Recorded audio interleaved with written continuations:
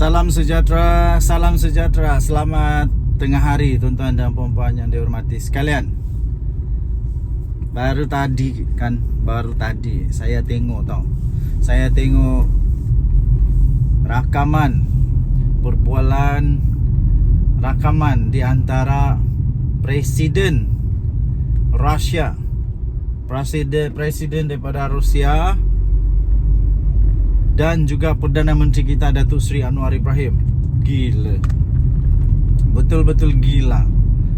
Aduh, patutlah Datuk Seri Anwar Ibrahim dicop antara manusia paling hebat di muka bumi. Sebelum itu saya mau tanya, bagi anda yang ada nampak itu video kan, bagi yang anda yang ada tonton tu video, kalaulah Presiden Rusia itu bersama dengan Hadi Awang, apa jadi agaknya? Entah apalah Hadi Awang akan jawab. Sedangkan wartawan Malaysia tanya pun dia jawab pelik, tidak ngam dengan jawaban yang ramai orang anggap bahwa jawaban yang diberi itu tidak ngam, tidak tepat dengan soalan. Jawaban yang diberi tidak tepat dengan soalan. Orang kata kalau SPM punya standar itu luar tajuk.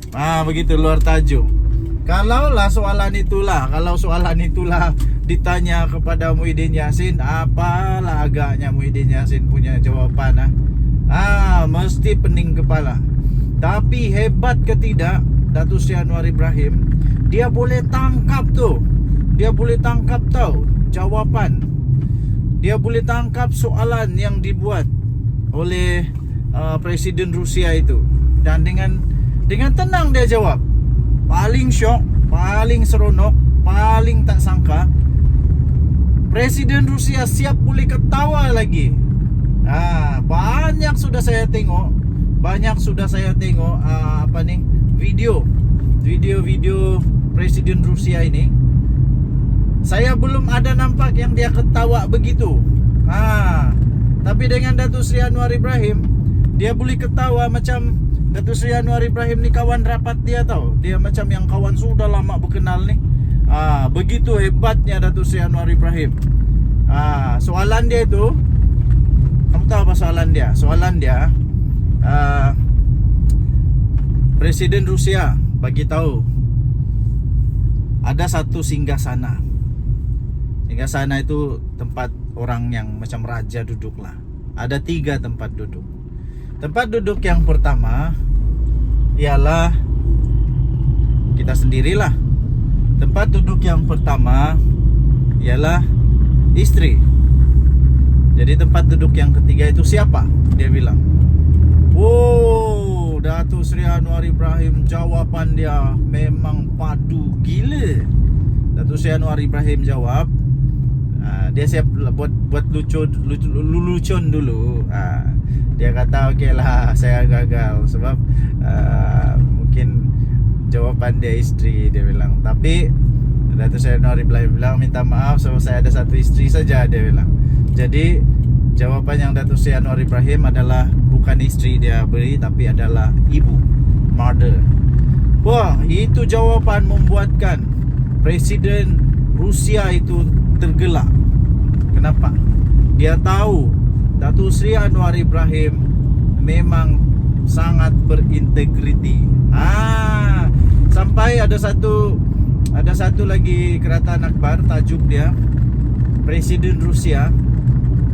Sampai Presiden Rusia melabel, dia bagi pengiktirafan kepada Datuk Seri Anwar Ibrahim bahwa Datuk Seri Anwar Ibrahim adalah pemimpin Muslim yang sejati. Kan? Kalaulah Hadi Awang yang ditanya, apa agaknya dia jawab? Kalau Sanusi ditanya, macam mana lah tu? Kalau yang memang ada 2 isteri macam mana? Jadi macam mana kan? Begitulah. Jadi hebat tidak hebat, itulah sebabnya Datuk Seri Anwar Ibrahim, bagi saya memang dia layak untuk jadi Perdana Menteri. Jadi mama itu, perkataan mother itu sangat besar maknanya. Itu juga melambangkan kecintaan kepada Ibu Pertiwi. kecintaan kepada Ibu Pertiwi. Oh, hebat. Hebat, hebat. Nasib baiklah bukan Muhyiddin Yassin jadi Perdana Menteri. Nasib baik bukan Sanusi. Nasib baik bukan Hadi Awang. Nasib baiklah Datuk Seri Anwar Ibrahim yang memang tahu sejarah, memang baca buku, banyak ilmu kan. Dan akhirnya ada satu persefahaman yang baik sehingga Presiden Rusia menjanjikan bahawa ya memang mau bersedia untuk melabur di Malaysia. Sebab kenapa? Sebab nampak bahawa Perdana Menterinya boleh diharap. Kan? Perdana Menterinya boleh diharap. Okey? Tinggalkan komen anda, kita jumpa lagi. Selamat pagi Malaysia. Bye-bye. Okey, selamat pagi sekali lagi Tempinai kawan-kawan di seluruh Sabah. Kali ini saya tidak mau ulas apa-apa. Saya tidak mau bagi pendapat. Tidak. Saya mau kongsi satu berita saja. Ini perkongsian berita saja. Ini bukan ulasan, ini bukan juga jek-jek, ini bukan juga kipas-kipas ekon ke apakah, tidak, bukan. Saya hanya kongsi berita sahaja. Ini berita telah dikeluarkan di jesseltontimes.com, ya. Jadi saya mau minta pendapat kamu saja. Minta pendapat kamu. Kita orang Sabah, apa pendapat kita?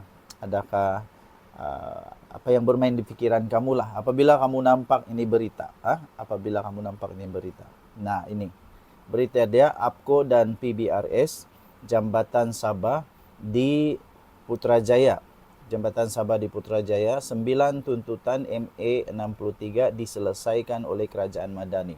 Okey, jadi itu saja saya mau kongsi. Jangan kamu risau, kan?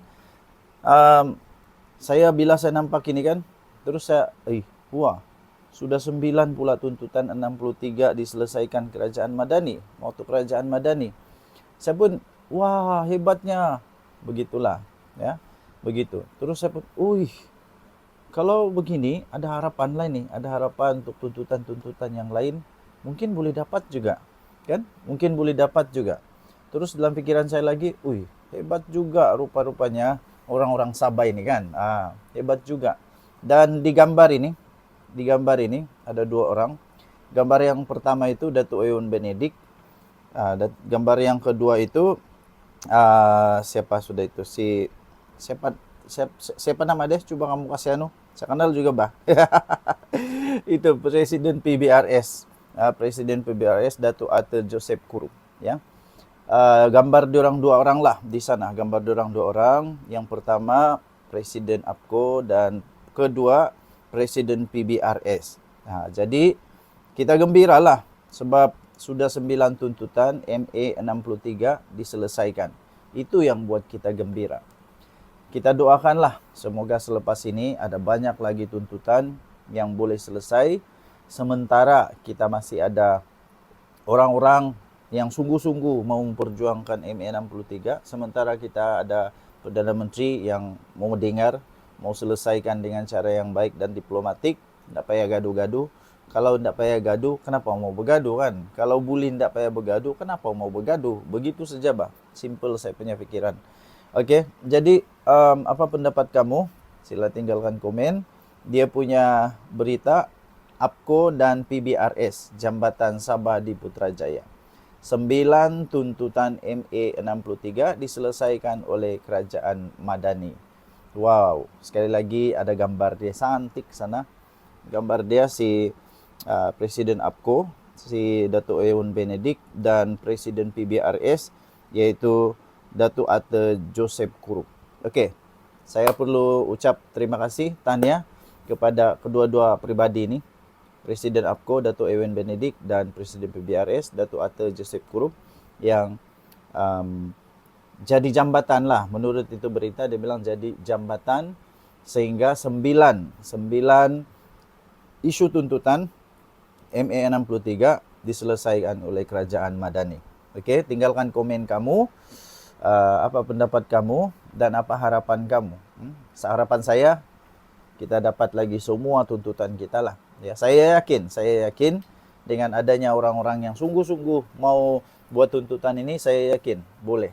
Ya, saya yakin boleh. Kita jumpa lagi. Bye.